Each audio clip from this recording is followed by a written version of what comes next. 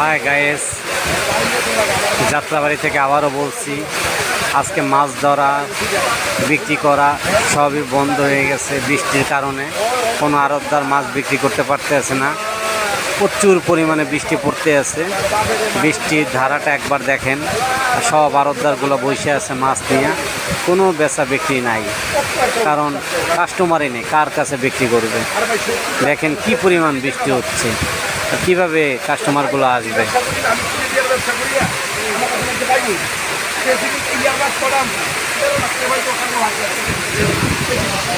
আড়তদারগুলো একেবারে ফাঁকা, পাইকারি বাজারে কোনো পাইকার নাই, কী করবে এখন?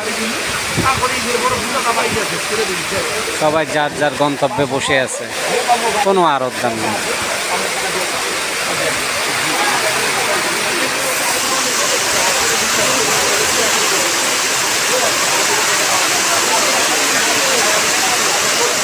সবাই মন খারাপ করে বসে আছে, কারণ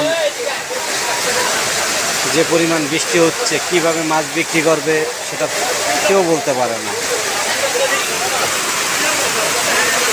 কোনো পাইকার নাই, কোনো পাইকার নাই।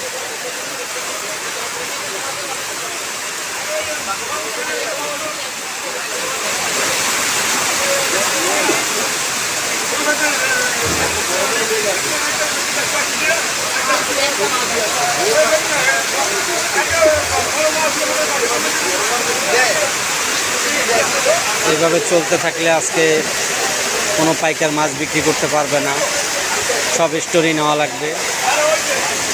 আর পাইকারগুলো কিছু থাকলে সেটা চলে যাবে, কারণ এই বৃষ্টিতে কোনো পাইকার থাকতে চাচ্ছে না। ওকে, ভালো থাকবেন।